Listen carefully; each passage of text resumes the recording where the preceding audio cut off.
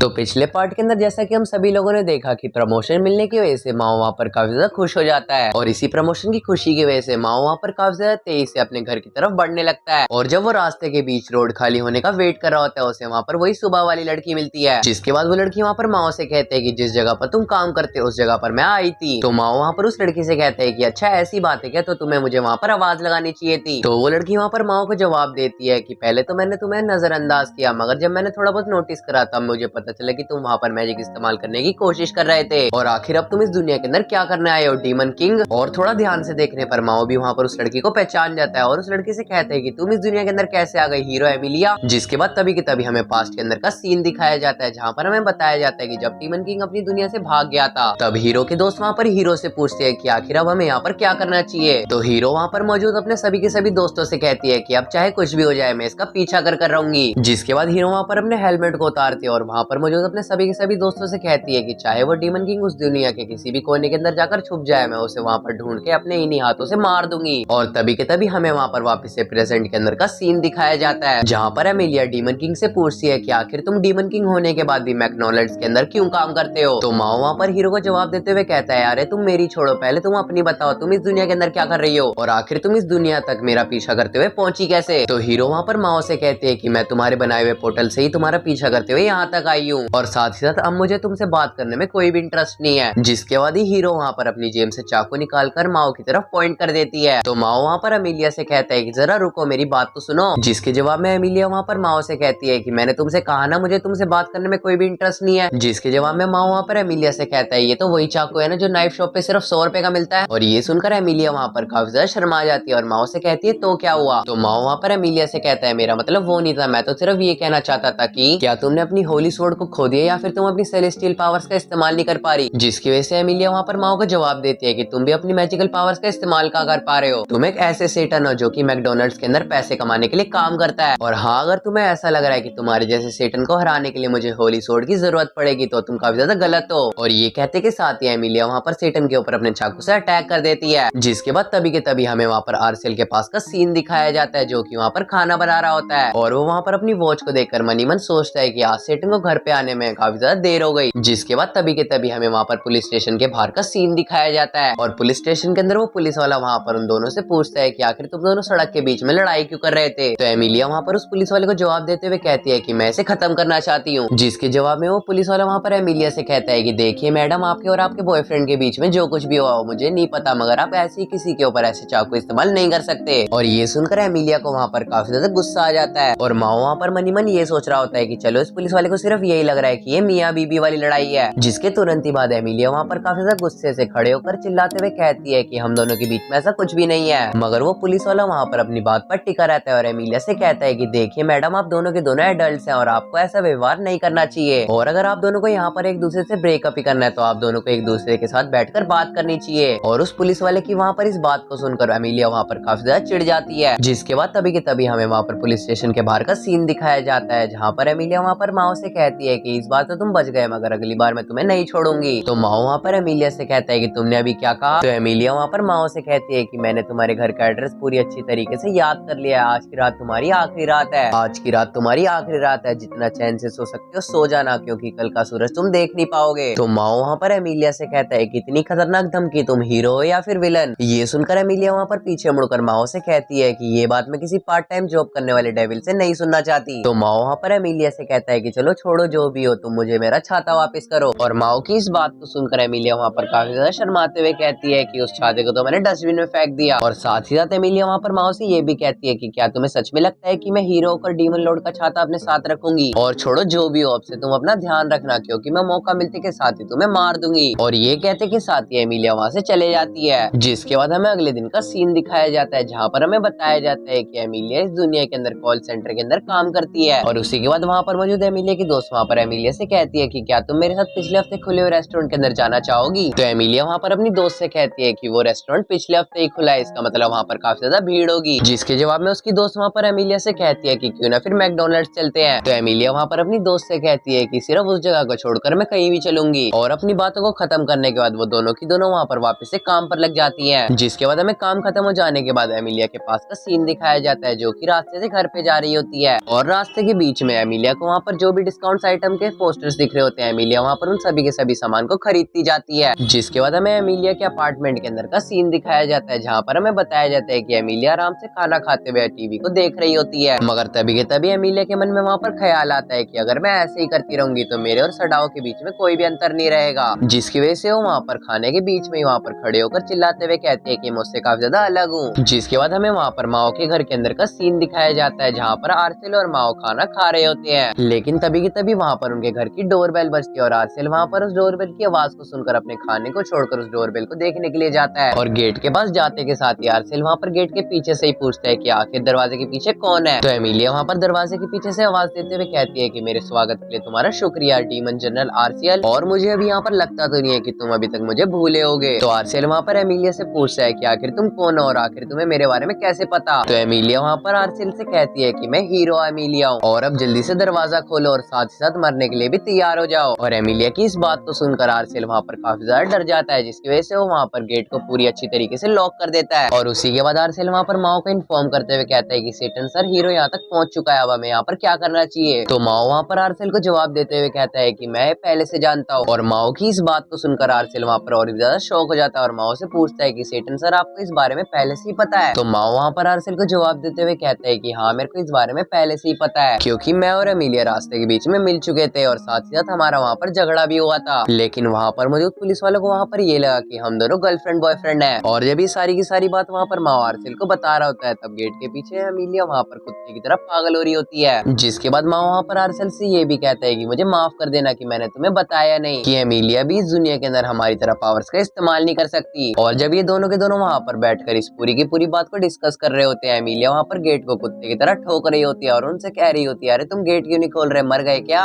और उसी के बाद माओ वहाँ पर आर्सियल से कहता है जाओ जाकर गेट खोल दो, जिसकी वजह से एमिलिया भी वहाँ पर उनके रूम के अंदर आ जाती है। और रूम के अंदर आते के साथ ही माओ वहाँ पर एमिलिया से पूछते है कि क्या तुम इस दुनिया के अंदर अकेली आई हो। तो एमिलिया वहाँ पर माओ की इस बात का जवाब देते हुए कहती है कि नहीं, मैं इस दुनिया के अंदर अपने एक साथी के साथ आने वाली थी। जिसके बाद तभी के तभी हमें वहाँ पर फ्लैशबैक का सीन दिखाया जाता है, जहाँ पर एमिलिया और उसका साथी पोर्टल के अंदर जाने वाले होते हैं, मगर वो पोर्टल भी वहाँ पर बंद होने वाला होता है। मगर जैसे तैसे करके एमिलिया वहाँ पर उस पोर्टल के अंदर एंटर कर जाती है, लेकिन एमिलिया का साथी जो कि एमिलिया के साथ आने वाला था वो वहाँ पर उस पोर्टल के अंदर नहीं आ पाता। जिसके बाद हमें प्रेजेंट के अंदर का सीन दिखाया जाता है, जहाँ पर एमिलिया माओ से ये कहती है कि यही रीजन है जिसकी वजह से मैं इस दुनिया के अंदर अकेली आई हूँ। और उसी के बाद वो तीनों की तीनों वहाँ पर कुछ देर तक एक दूसरे से बातें करते रहते हैं, मगर कुछ ही देर बाद एमिलिया को वहाँ पर माओ की सभी बातें बेतुकी लगने लगती हैं, जिसकी वजह से वो वहाँ से जाने का डिसाइड करती है। और जाने से पहले एमिलिया वहाँ पर माओ से ये कहती है कि अगर मैं अपनी बची कुछ पावर्स का इस्तेमाल करूँ तो मैं तुम्हें यहाँ पर काफी ज्यादा आसानी से हरा सकती हूँ। मगर साथ ही साथ वो वहाँ पर माओ से ये भी कहती है कि मैं यहाँ पर ऐसा इसलिए नहीं कर रही क्योंकि अगर मैंने यहाँ पर अपनी सभी की सभी पावर्स का इस्तेमाल कर दिया तो मेरे पास एंटेसिला जाने का कोई भी तरीका नहीं बचेगा। और साथ ही साथ वहाँ से जाने से पहले एमिलिया वहाँ पर माओ से ये भी कहती है कि जापान के अंदर मेरा नाम यूसा एमी है। जिसके बाद हमें अगले दिन का सीन दिखाया जाता है, जहाँ पर एमिलिया कपड़े बदल रही होती है और कपड़े बदलते के बीच में ही एमिलिया की दोस्त वहाँ पर एमिलिया से पूछती है कि क्यों ना हम काम के बाद कहीं बाहर घूमने के लिए चले। तो एमिलिया वहाँ पर अपनी दोस्त को मना करते हुए कहती है कि मैं बाहर नहीं जा सकती क्योंकि मुझे कोई जरूरी काम है। जिसके बाद हमें कुछ देर बाद का सीन दिखाया जाता है, जहाँ पर एमिलिया रास्ते में चलते चलते ये सोच रही होती है कि ऐसा तो कभी हो ही नहीं सकता कि डीमन लॉर्ड एक आम इंसान की जिंदगी जिए और साथ साथ गरीबी में रहे। और इसी चीज की वजह से वो वहाँ पर सडाओ के ऊपर कुछ दिनों तक नजर रखती है। मगर इतने दिनों तक माओ के ऊपर नजर रखने के बाद भी जब एमिलिया को वहाँ पर कुछ भी नहीं मिलता तो वहाँ पर ये मान लेती है कि माओ ने इस दुनिया के अंदर इस लाइफस्टाइल की आदत डाल ली है। और जब एमिलिया को वहाँ पर ये बात धीरे धीरे रियलाइज होती है तब वो वहाँ पर काफी ज्यादा उदास हो जाती है। और इसी चीज को पूरी अच्छी तरीके से कंफर्म करने के लिए एमिलिया वहाँ पर अगले दिन मैकडोनल्ड्स में चले जाती है। और वहाँ पर जाने के बाद एमिलिया वहाँ पर माओ से कहती है कि मैं तुमसे यहाँ पर लड़ाई करने नहीं आई, मैं तो बस तुमसे यहाँ पर ये कहने आई हूँ कि जिस जगह पर हम पहली बार मिले थे आज तुम मुझे उसी जगह पर आकर वापस से मिलना। तो माओ वहाँ पर एमिलिया की